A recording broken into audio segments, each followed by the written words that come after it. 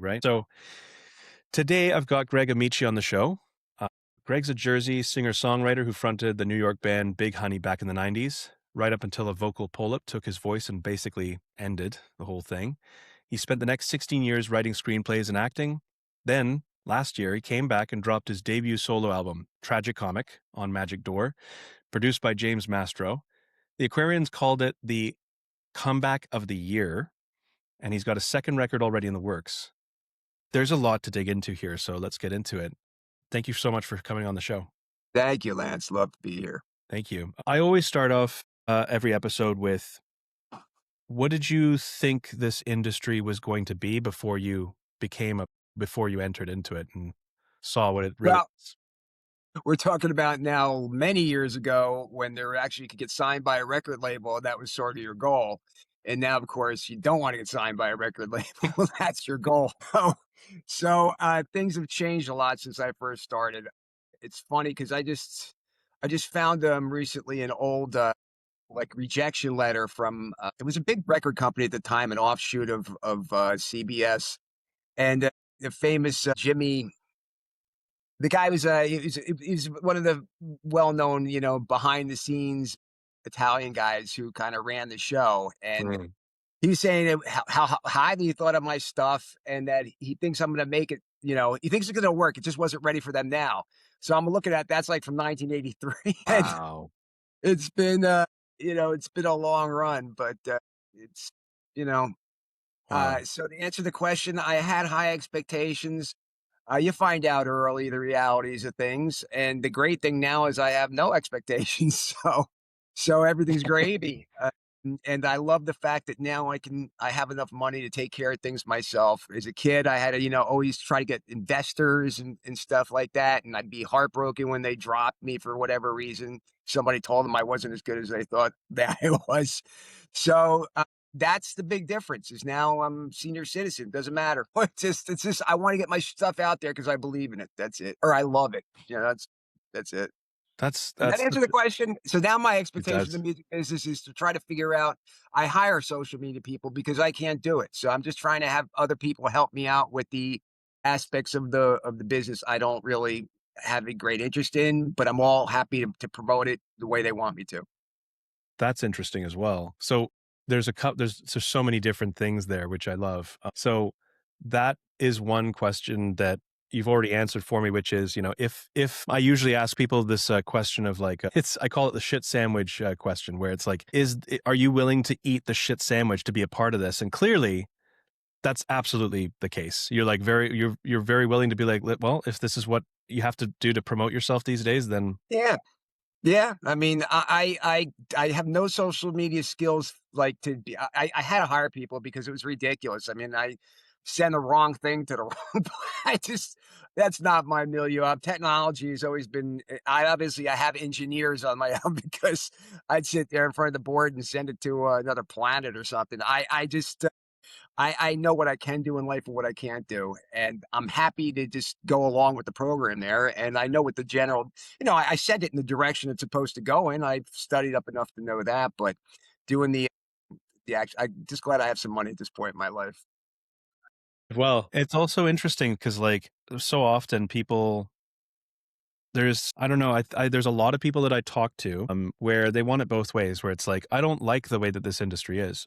Oh, I'm not going to do anything to actually engage with said thing. I'd like to gripe and whatnot. So it's like, sorry, Yeah, you can either, you know, I mean, there's lots of more people as well that are going to be, they see it and they can't really work with it, but then they accept that, well, I'm not promoting it like I should be, and I'm okay with that. yeah, that's the other thing. I won't go that route. In fact, I saw one of your interviews with a guy at a metal band in California, and I actually learned. I was impressed by his approach to things, where he was did a lot of stuff with networking with other bands, which is something now that Mm. I had like a real bad couple of injuries this year that kept me from my miss gigs. So now that I'm going to be back on the board, so to speak, I'm going to try to get more involved with other bands that, I mean, the guy who produces me is, these guys are all New Jersey based top notch musicians. So they're going to hook me up to a certain extent, but I'm going to really make an effort there to find people who are kind of in my genre so to speak. Yeah.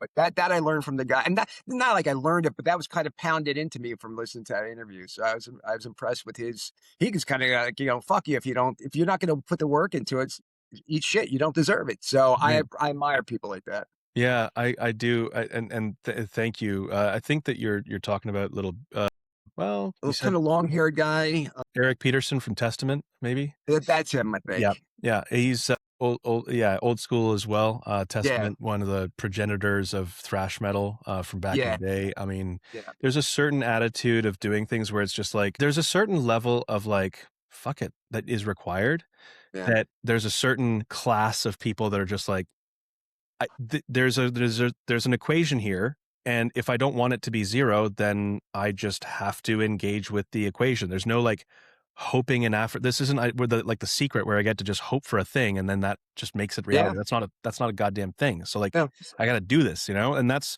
I appreciate that. There's don't get me wrong, hustle culture as a whole, not in love with it, yeah, but also putting oneself to the grindstone and actually hmm taking the vote for your own creative endeavor, that's the yeah, thing that I'm about. That's what I'm about. yeah, I find it incredibly hard. I find it incredibly hard, just like most people, because there's so much less. Yes, there's much less power of gatekeepers these days, but like that's kind of it's absolutely blown the floor right through the it's right through to the basement, that it means every punter can come along and just like speak a couple prompts into a thing, create what they think is music, but it's not. It's just audio that's just been sort of rejigged. That's all it yeah, is. These people use an AI nonsense and just like, yeah, that's not art. It's not art. It's not yeah. art. There are a lot of frustrations, especially when I was screenwriting, that every jerk off and his brother can now write a screenplay because they have the format. Right. And and then a lot of times now they have AI. I've seen stuff where people don't write at all. They'll all of a sudden have a viable novel or script because of AI, and I don't get it. Like I said, it's beyond me. I'm too old for it. It's not going to happen for me, and I wouldn't want it to anyway. But I think one of the things you have to that is a big to do is why I missed 16 years. Well, I had other stuff to do, but I also very sensitive to criticism, and that's been always a problem for me. And so by having these sort of other people helping me, I think kind of reaffirms that I'm doing something that people like too. And in the past, if somebody said I had if I had written a song and it was getting a lot of nice feedback. I mean, one guy says, I don't know, that's not so hot. That would hurt me. And that would be enough to like make me delay doing that. So the fact that in fact, with this album, it was done in their 2022, I think. And Jim's been nagging me about Mastro's been not nagging me about it getting it out for years. And I was just like, well, I don't know. I don't know. And then I did. And once I did, now I feel like I'm rolling. That's incredible. I mean, what's amazing to me is that that's a very honest. It's not easy to admit, like, it's hard to hear feedback, but I think that the more honest that we are about it, the better you can first of all, it's better for others to hear it, right? Yeah. And it's so funny because like, it also changes per season. So, like, of our lives, I mean. So in Right. my life, early on, yeah, like, a one bad take from someone would have absolutely that would have try to go to sleep at night, I'd be playing around like a goddamn carousel. I'd be like, what is it that one thing? Why? At this particular season in my life, it's interesting because, and I'm just talking about my own personal experience. So Sure. I am so eager and hungry for specific feedback from a specific, I guess I said class of people, but I don't actually mean that. I mean profession. So other Right. writers. I'm so Right. eager and hungry for feedback on the writing. Because every time I hear about, oh, from my writing, like, oh, it's great. I'm like, you know what? Just say it's shit. I'd actually prefer that.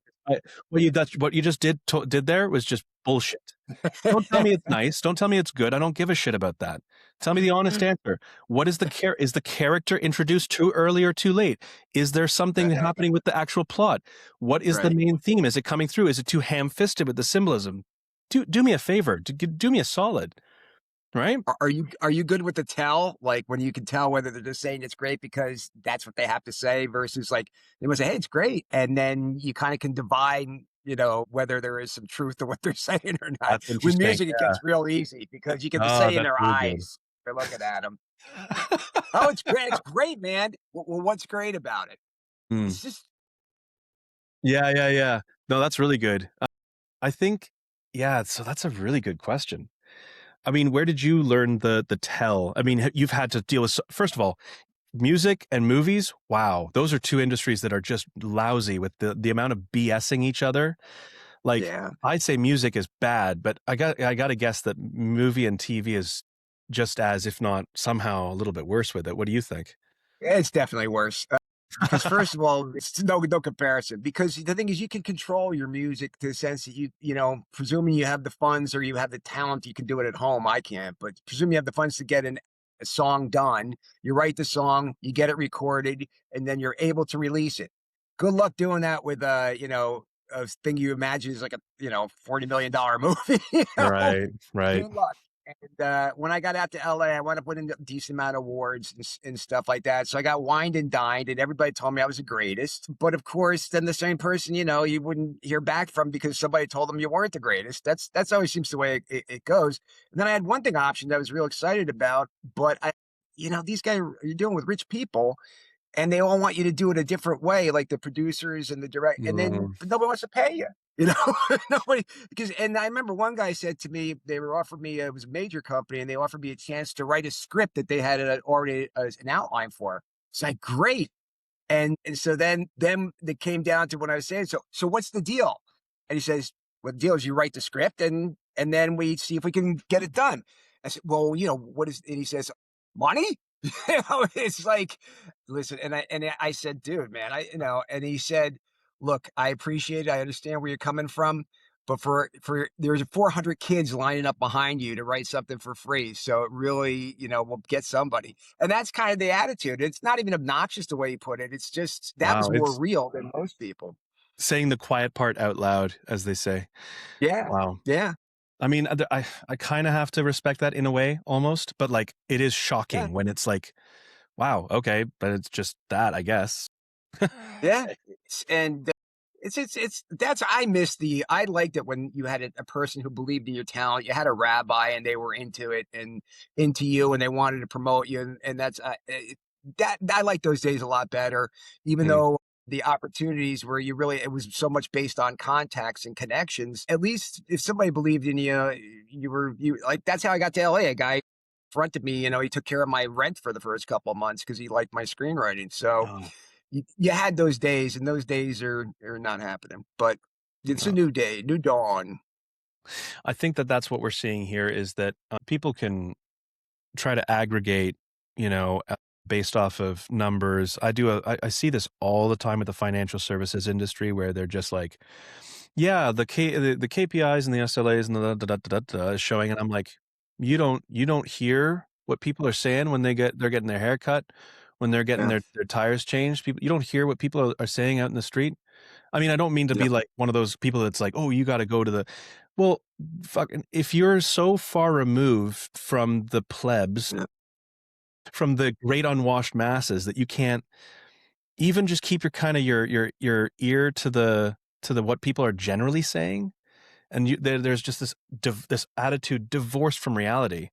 There's people are so beyond sick and tired of everybody is just trying to pander to whatever is an easy win.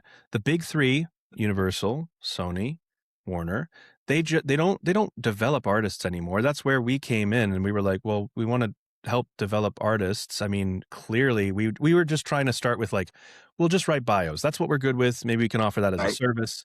Then, of course, literally months later comes OpenAI with ChatGPT. We're like, cool, that's really great. Great timing. Thank you very much for that. It's almost as good as the time when V13 rebranded in March of 2020. And it's like, cool. This is really cool. We're just getting okay.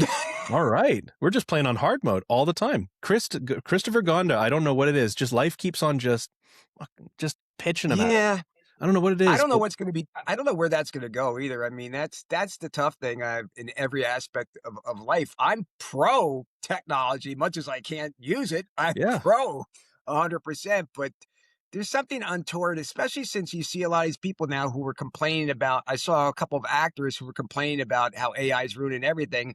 Then they buy into an AI company and kind of change their mind. I mean, Hmm. It's like, just kind of be true to your school. Money, man. That's the great motivator, isn't it? It pervades. What I really appreciate about your story is that, like you've had this creative output pretty consistently. And yes, it's changed mediums. So what?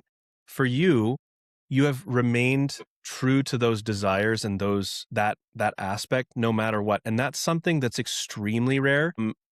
I want to kind of explore like where that impetus comes from. Like what kind of sometimes there's a concept of like the permission slip that people have to write themselves to like be creative.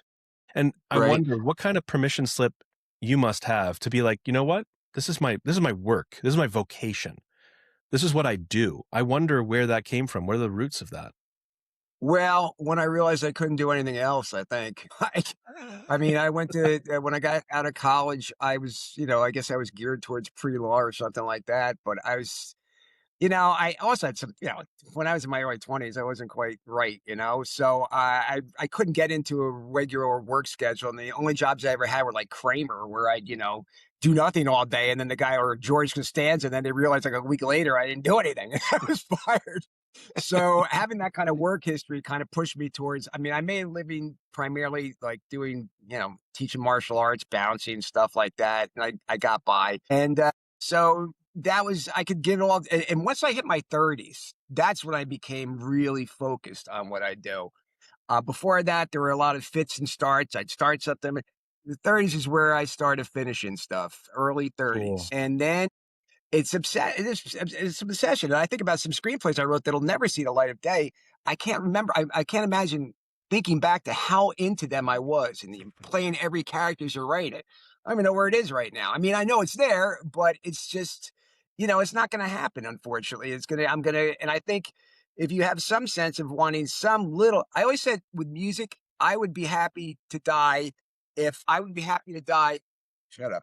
I'd be happy to die if I was in a strip club, which I don't go to anymore, but if I was in a strip club and all of a sudden they started dancing to one of my songs and their hair was flipping around, I'd be happy with that. That's some sense of immortality, which is enough for me. So I guess that's the kind of thing I don't have, especially because I don't have kids. So I have to depend on these creative things as kind of my children. It's too late for me now. I have my regrets about that, but it's too late. What's the least glamorous thing that you've had to get good at doing either with music specifically? What is Uh, something? Yeah. What's that you've had to get good at? Two things. One was I was always, and I still am, I playing by myself with guitar.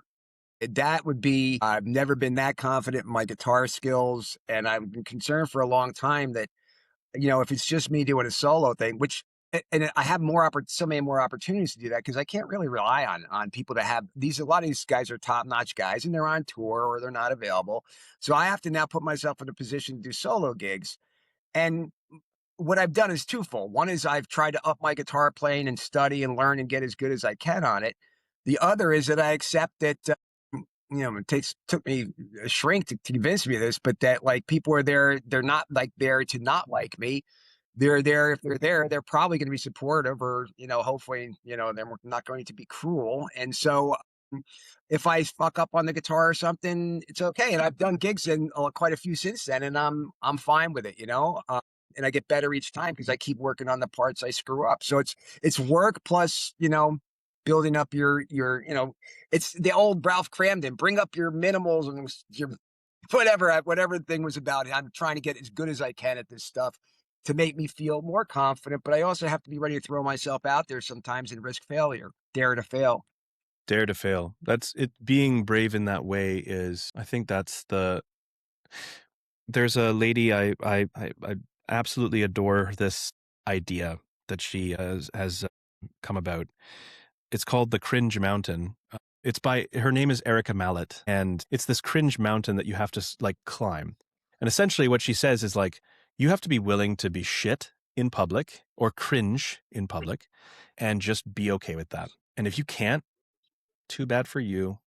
And that's the Yeah. craziest thing, like, because this next generation is constantly bombarded with the idea that like, oh, if you're not perfect, if you're not great at what you do, your life is over. And that's what the next generation genuinely believes, which is wild to us, right? Because we're like, I'm a young person still in my mind. I'm like 38. I'm like, I got my whole life ahead of me. You know what I mean? Like that's what, but Yeah. then you look at kids that are like, there is no measuring stick to actually like look against. And then they haven't, things can still be like a movie for them. Yeah. They haven't, had that like, those moments where you like bond with someone and it's like the most magical, like incredible conversation. Like you're totally in sync with that person. And then you just never see them again. It's like, Yes. yeah, this is what happens. It's Yeah. life. Life doesn't give a shit Yeah. about what you think a scene is. You know Yeah. what I mean? Yeah. And life constantly beats into you like, oh, you think it was going to go this way. For instance, and this is my transition Hmm. into like, you are working as a vocalist, a singer, and this is the way that things are supposed to be. This is the narrative. And then all of a sudden, vocal polyps takes over. I really wanted to talk people through because that isn't something that just like happens and then it's like, oh well, gee golly shucks, I guess I better go and do it. No, that's I can imagine what that trajectory must have been like, but I'd love for you to like share with us what that journey was like. Sure. So back in the day, the CMJ Music Festival was pretty big. For the College Music Journal was a pretty big magazine for indie music, and they getting a spot on one of their shows was really cool.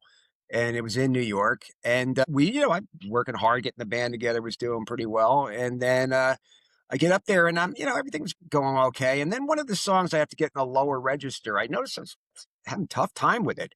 And I had to sing over whatever. You figure it was just like a little horse or something, but it didn't Mhm. stop. Like whenever I would try after that, and I'm sitting there, it's sort of like I'm obsessed with it. So I'm going, trying to make sure I can get over that note. And then I realized there was something wrong. I went to a doctor and he said, "Oh, you have a polyp on your vocal cord." I'm like, okay, take it off or whatever. I think I said, how do I get rid of it? And he said, well, you can either do vocal rest or you can have it removed. And this guy, the first guy encouraged vocal rest. I went with that. Then I wound up going to another guy who took it. What I had to go through to get there is after the depression of that event and knowing the band was going to be stopped for a while, I didn't even talk. I tried to heal it naturally by not talking, and I'd write. I didn't talk to people anymore. I wrote on for like 3 months. I wrote on a palimpsest Wow. instead of speaking. And so after 3 months, I found out it hadn't improved at all. And that's at the point I saw another guy, and eventually I had surgery, and it was like, lobster and butter on lobster. It was like nothing. And the next day, if I really had to, I could have sung. So I wish I knew that, ahead of time that it was going to be that. But by the time I did that, the band was done. They couldn't wait around anymore. So that's when I, I hitched up the wagon and headed out to California. That was it. And it was, I don't know if I don't, like I said, especially when you've had rejection so many times is in your early 20s, when you're in your 30s already, I guess I didn't, I was just, I have to get on to something else. I mean, what can I do? I can't sit around oh, it was the end for a while of music.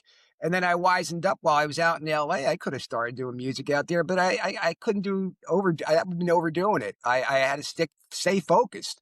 So the writing and acting, acting came from the writing. I get gigs because somebody knew me as a writer. They like my writing. They say, oh, by the way, I also act. And that's how I would get that stuff. And the experience of acting, that if you can get through that, when you're on a film set and people don't know you and stuff like that, and you can still hold your own, I think that was a big growing thing for me. So, It was that, hey, it's that did I impulse answer the that, question about the polyp? Did I give you enough oh on like yeah, oh how that? yeah. In fact, more than enough. I mean, what's so, that is, I mean, gee, of course, like it makes such sense, like to have a depression about that. That makes complete. That's like, of course, obviously, my God. And Yeah, actually, that it's not one of those things where people would be able to pivot. That's the problem. Is that people would lose the impetus to. But you've never. That's the part that fascinated me, is that you've never had. For you, it seems like, okay, well, I can't do this particular type of creative output. I suppose I will need to simply adopt a next one. And you just literally did. That's not what most people do. I'm sorry, but if you looked around, like most people, how many people are like sitting on, how many screenplays in their drawers, working working at a call center, No offense to all my call center brethren. I'm just saying, like, what I mean is, like, how often do we hear? How often? It's a trope, for God's sake, where people are like, I hung up those dreams. I just do this now, and that's better for me. And it's like, for you, that wasn't for you. It's like, no, there's no other option. I'm gonna have a creative output. Is that fair to say? Yeah, the older you get, there's less and less of an option. What am I going to do? Go back and get? I actually did get my master's at one point, but I wasn't interested in teaching. I wanted to get a master's because I liked reading. So the thing is, yeah, what I'd say too is but the sacrifice I made is I never had kids. I had a lot of nice short term relationships, but I didn't have a lot of long term ones until now. We've been going for 9 years strong. But now we're a little bit, well, she's a little long in the tooth, and so am I to be having a kid at this age. Yeah. So I missed that. That's a major part. I never had my own family. So that was the sacrifice I made. Maybe not even wittingly, because I always thought, oh, you're a guy, you'll always be able to have kids. Well, never happened. But if I had had that kind of responsibility, yeah, I would have been taking care of the financial end. I probably would have had to give it up. But you can't burn the candles with that. No. Either you're in it for and you have to sacrifice the other shit, or you can dabble or whatever, but it's hard to do, I think. Oh, it absolutely is. I mean, people ask me, like, how do you do so many different things? I'm like, very poorly, actually. Like, oh, Well, you have a it's podcast, you have this, you have that. I'm like, yeah. And you notice, like, how sporadic the shit is? I've got 2 kids with special needs. There's no goddamn way I'm going to be able to do all the things that I uh, want to do. Sorry, but also not sorry, because I understand that. I know yeah, what I've done is I have absolutely strung up the likelihood of me getting my creative projects out completely by the garters. It's fine. I get it. I made that decision. I'm not going to sit here and whine about it. What I'm going to do is going to steal every little moment where I can, almost like a little affair where I'm like, I have 5 minutes. Let's make out in the stairwell right. while I'm just like writing stuff frantically, or well, usually I'm just like dictating because I'm literally it's easier to do that than it is to like type frantically on a phone, I find. Right. But that's the thing is the choices that we make. You made that choice, and it's funny, I admire that in your choice, and I'm certain that maybe there's like maybe a mirror of like there's certain things of my choices that might appeal, but it just doesn't make sense for us Yeah. to have picked differently in our own respective lives. Well, that's another thing. I mean, you do something I really could if I had to, but I've never been good at compartmentalizing and then like, oh, I'm going to take this time to do it. Now I got to be immersed in it or I forget. I don't know where I left off in the screenplay. I don't know even why I'm writing it. I Oh, have to kind interesting. of really, it's unfortunate. I wish I could have been a doctor and done this on the side. I mean, that would have been great, Oh yeah, no, but it just, maybe not there's doctor. That's a bit. well, the guy in Monty Python pulled it off. Graham, he pulled it off. So I mean, it's I admire people who can multitask like that, and I try my best. But I know I also have, I got hit in the head a lot of times, so I have a little bit of problems in that sense. So concentration has always been difficult, and other things have affected that. So I have to know like how to deal with my handicaps. Well, that's also true as well. You can't just like we can't just wish away. You can't override what you're working with. Yeah, Well, and also as a guy growing up in Jersey who's done bouncing and whatnot, I'm sure that you've had to deal with no shortage of like yeah. keeping yourself clear of shit, right? Yeah, well, that actually that was the bouncing was and I did a lot of it in LA, and it was before it was still changed, it was still the Wild West, so, you Mm. know, take care of business if you had to. Now, you God, I and that freaked me out too. I wound up having to leave that industry in not such great circumstances because, it's a long story, but you know, well, yeah, it was for survival, but it's also, I mean, I can't say I didn't enjoy a lot of aspects of it. It was a little long in the tooth when I started it out there with the bounce. I had done it out here, but when I was doing it out there, I was kind of enjoying that Hollywood life for a couple of years. But and you do make contacts that way, but then you find out most of the contacts are shit. So they just want you to know their name when they come in and not card Right, them. right, right.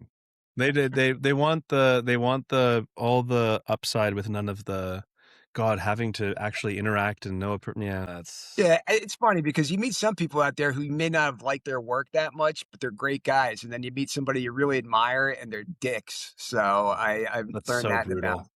God yeah, damn it. Doesn't that suck? it does suck when some fire is a fucking Again, asshole, that's life. right? That's life doing its It's thing where life. it's like, yeah. And you know, that's the one thing good thing about there's nothing good about being older except that you know all this shit now, you know? Mm, That Ronnie Wood song, "What If I Had Known Then What I Know Now," is like that really that's like one of the songs that really is kinda covers my generation, but and every generation, but you know what? You just fucking live with it.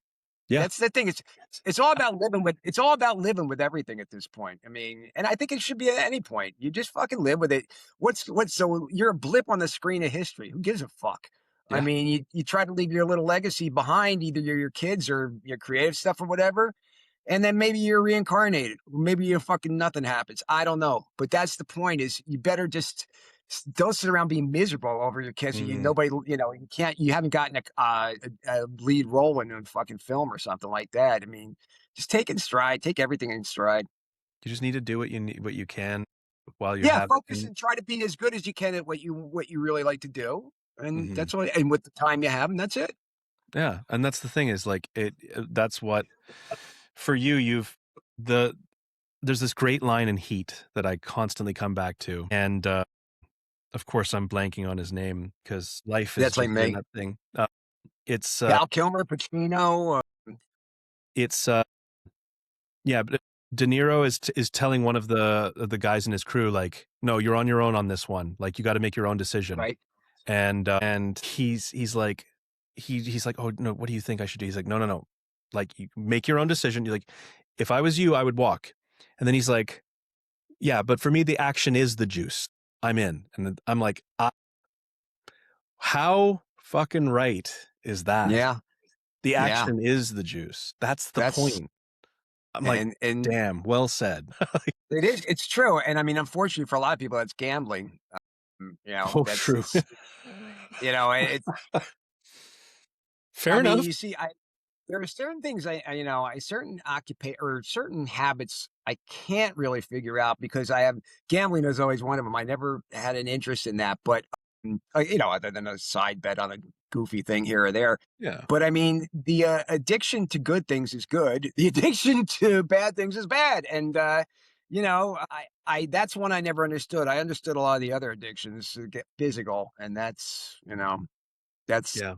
that's something you know, I just hope kids I really hope that they don't have the you know, growing up in the '70s, it was like, you know, well, it was so cool to be, you know, to like you wanna be Jim Morrison, and then, you know, you realize that Jim Morrison didn't have that fucking great a life, you know? You know, it's that's no way to it's no way to live your life, son, and, Mhm. you know, so that's the thing. I think now, hopefully, people are. I think kids they don't drink as much. They don't do drugs as much. I don't know. Maybe No, I'm that wrong. you're right. I think you're right. I mean, like, that's what I've been noticing anyway, and, like, I remember so I'm 14 years sober. 14? No, I guess not. Congratulations. Cheers, thanks. But, like, I remember when I started, it was, like, a very big deal. Very big Right. deal. Because it's like, I'm not 14 years sober. I'm gonna be going into my 13th year, so anyway, fine. I can't let a bad fact lie. But anyway, when I started, that was a big deal, especially in my scene, like my local DIY underground hardcore punk scene. It was Right. like, oh, okay. Are you like straight edge now? You're like straight edge? And I'm like, I suppose, but I am so not that Yeah. picture in your mind of what a straight edge hardcore kid is, like at all. And they're like, Yeah. okay, so what are you? And I'm like, I don't do. And then of course I moved to England the next year with my wife, and we were there for 5 years. Tell you what, being in England as a teetotaler back then, that was a choice. Played Wow. rugby for a year. Boy, howdy, did they not get that at all. That is basically a drinking club that plays rugby. Like, it's not. So this is what I'm saying is, like, nowadays though, I say I don't drink, and people are like, yeah, obviously, it's such a non thing. They don't care. I might as well be saying that, like, I have a beard. It's like, okay, Yeah. we talking about other shit that doesn't matter. Like, what's up? so it's interesting to see that what you're saying, I'm trying to say basically what you've just said is 100% true, at least in my view of like kids growing up. First of all, like also like if I was to go back into drinking today, could I really drink at a venue? I don't have the down payment on a house that I can just throw into what is it, $20 for a goddamn pint these days? It's ridiculous. Oh my Lord. Yeah, You used to be able to have a that'll shot and a beer for that. My God. A keep lot you more than sober. that. Yeah. It's like I said, people, and also your role models. I mean, look, again, I love the music, but Jim Morrison was not the ideal role model. It was really, Nope. and you're at that age where their music's all around me, their posters around me. I want to be Jim Morrison. Mm. I am no fucking Jim Morrison, but I was going to use I was going to use his drugs and his drinking anyway. Oh So yeah.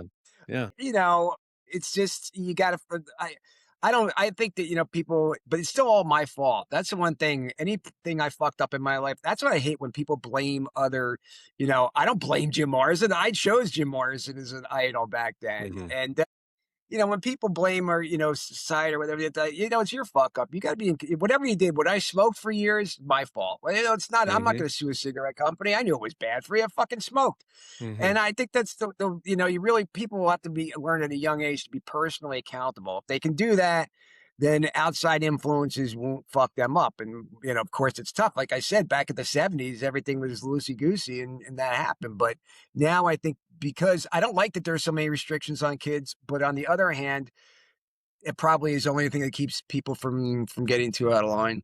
I don't know. I feel like, yeah, I think that the biggest restriction on kids these days is everybody with a instant like shame, instant thing of like, oh, I'm going to keep you in check with like the public stockades of like, I'll put you on the internet essentially is what we've all Yeah, got access to the shit where it's like every kid sees everybody dogpiling on someone for being cringe or stupid or striking out with somebody. Like kids don't want to dance in a club these days because God forbid somebody should be filmed.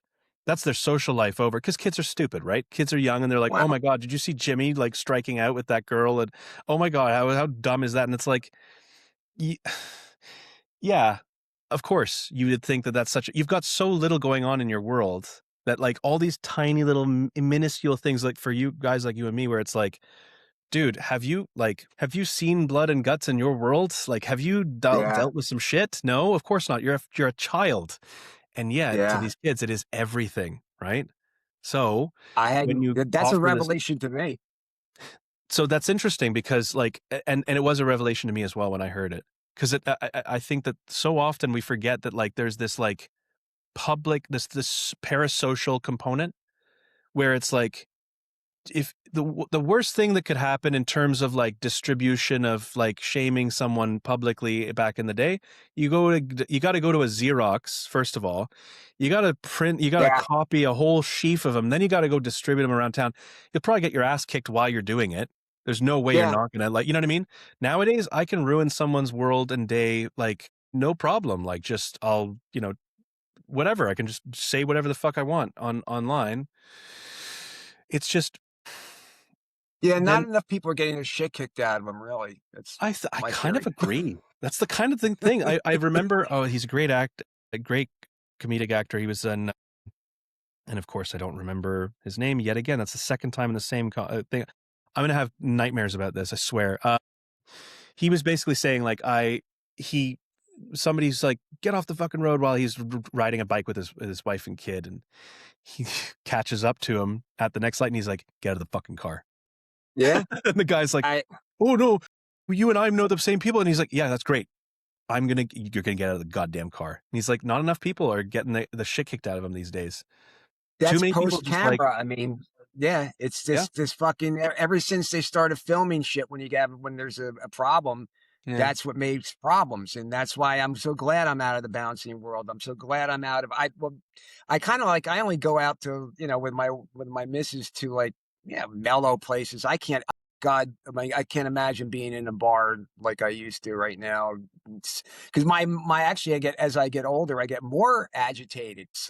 because you So see I can't. injustice happening, and you're like, is everyone seeing this shit? And nobody wants to. Who wants the trouble first of all. And secondly, there is the component of like, I am a yellow-bellied coward to a certain degree. And also, what, I'm just going to get involved for a lawsuit or to have my ass kicked and have a lot like I see no upside in me actually doing it. And yet, the older you get, the more you're like, who's going to be the person? Because right now I have so little shits to give, and I want to be that person. That's Yeah. why think of how many films there are where there's like an unhinged older guy that goes off on a rampage, distributing his version of justice. It keeps getting made. How many different dudes have done it? Michael Douglas. Yeah, Michael Douglas, Eastwood. Eastwood has like an entire like trove of them. Like, come on, there's so many of them. Michael Caine. Michael Caine had Yeah. bloody, what was it, Harry Brown? I don't remember. Anyway, whatever. I'm just saying, we get older, we see the more injustice with it. And that's why I think what's interesting is that, and I'm trying to transition back to the main conversation, which is with music, you see how unfair and how ridiculous this is. And you think, well, the only person that's getting hurt by that is me. So I don't give a shit. I'm just going to get it out there. I'm going to take care of the people who've lifted me up and how I'm going to try and pay that forward. If you think of in terms of like the people that like helped you in what you do, is there any way that you like pay that forward in any way, shape, or form for other creatives going forward? Well, I'm happy to do it, but I also like I have it's half like who the fuck am I, and the other half is like I'll tell you anything I can tell you from my experience that I tell kids. I mean, I tell kids. I don't sit around telling kids, but I mean, people ask me that question about what would you say to younger artists? I'd say learn that technology, be able to do everything yourself, or ask your uncle for money. I mean, it's got to be one of the you got it one or the other because it's just doing this stuff. You don't want to be dependent on it as much as you can. Try not to be dependent on other band members. Try to be as independent as you can, whatever it takes to be independent. Because in the end, I spent one music writing partner. We were together for like 7, 8 years, and nothing really happened because he would back out of things when things were moving a little bit. Damn. And I don't care. I mean, that was his personality, but I was so like I put so much into it. And that's when I learned, so even if I can't play that great, then as a guitarist, and I've gotten better, but that's when I learned, hey, whatever, at least I'm in control. Control is a big deal. So that's why I advise the young people to try to control that environment as much as they can. It's great to collaborate, but know that you don't have to collaborate. I love that. And it's something that I've learned the hard way so many times. Oh So my have God. I. I'm going to get into some more nitty gritty like specifics for musicians Sure. and for creatives in general. Like I have to ask, what is some of the best or worst industry advice you've actually tested and you can either vouch for or against? The best advice, I mean, it's sort of the cliche stuff where, you know, you have to, yeah, the thing I always was reluctant to do is when I got bad feedback or when I started to I was too sensitive. So the worst thing for me to do was to not follow the advice was like do it and do it and do it and don't let anybody stop you. That's the best advice I ever got and the one I never listened to or I should have listened to a lot more intensely. Mm-hmm. That's taken me to now, not now, but the last like 15 years to be able to do. So I would say the best advice I hear is from those guys who are like, oh, I failed a million times. I get back. The old fucking Norman Vincent Peale stuff. It's like, just keep doing it is cliche, but it's true. And don't let anybody stop you from doing it. The worst advice I ever got was, if somebody would try to tell you that, especially somebody didn't know what they're fucking talking about, they tell you to try to change to be what you like when people wanted to take a screenplay and took it in a direction I didn't want it to go and still weren't paying me. That's what I couldn't. So my advice is stick to also stick. The worst thing you can do is be too much of a team player because, collaborate. You got to be able to take care of business yourself. So I don't know if that answers the question, but Does, yeah. the best advice is that cliche. Don't stop. Don't stop. If don't stop believing. They should write a song about that. Yeah, that'd be a good idea. I guess what I wanted to end off on was this is the one that really I wanted to more try to see if I could crystallize because your story brings up this question for me, and it's the resistance question, which is when things get hard, how do you know whether to push through or turn away? Well, that's one place where having a partner in life helps me because she'll push me in certain directions. I was working on a novel for years, and you had to kind of put it together with all the time spent with it, you know, where versus stuff that's a little bit more know what you can do the best and make sure you at least cover that and try to improve the things you can. So I mean, still work on your novel or whatever, but you got to make your main thing what you're best at or what you feel you're best at. And so I would say is just focus. I mean, that's is give me the question one more time. I want to make sure Yeah, I'm no worries. nailing. So, okay, so when things get hard, how do you know whether to push through or turn away? Like, how do you make that decision between the 2 options? If you can't not do it, that's the thing I would say. Mm. If you're gonna like sit around and say, "Boy, I regret." It's like I was when I did Golden Gloves. When I was going for Golden Gloves, the guy wound up kicking the shit out of me before the Golden Gloves, and he was like 6'4", 340. And it turned out I didn't do the gloves then. And the reason why I didn't do the gloves is because I said I want to make a fool of myself like that. Turned out the guy won every fight in 30 seconds. He'd been fighting in prison for like 20 for 10 years. So, you know, that is one of my regrets that I kind of pussied out because I didn't want to be humiliated. So again, it comes back to the dare to fail thing. I can't let myself and that's why when I did some MMA fighting, I was like, I got to do it just because I got to do it, no matter whether I'm humiliated or not. So that's what it is to not let yourself be a feel that you're a coward. You know, that's my thing. I don't want to feel that I've chickened out on some shit. And that's a tough thing to do. You're the only one who knows where you're being you have to know if you're being dishonorable with yourself. And that's something nobody else can sense but you. So I can't live with dishonor. I guess That's that's the amazing. answer. That's it's hard to put that any better. Thank you so much for for coming on the Thank show. you. Sharing Oh, it was your story with us is incredible. So thank you so much. And thank you, Lance. yeah, really looking forward to My seeing where pleasure. you take things next. We'll stay in touch. Thank you.